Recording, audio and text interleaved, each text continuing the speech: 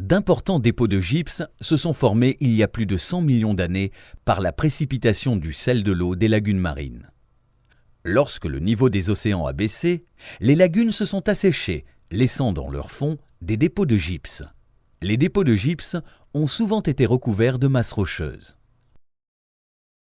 Le matériau, bien sûr, se dépose sous forme de strates. C'est un dépôt sédimentaire qui s'est effectué il y a une quarantaine de millions d'années.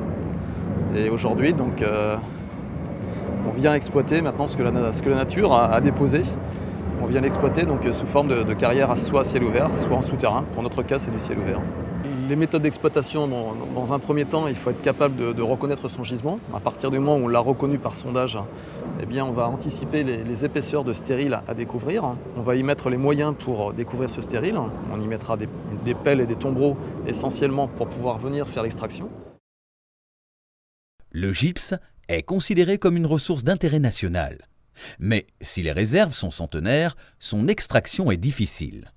70% des carrières françaises de gypse se trouvent en Île-de-France et les sites potentiels sont souvent urbanisés. L'exploitation à ciel ouvert est à privilégier car elle permet l'optimisation de la matière et la pérennité du terrain.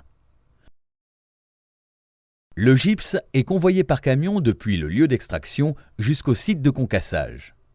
Un tapis achemine ensuite le gypse concassé vers le criblage. Il est stocké en tas dans un local couvert.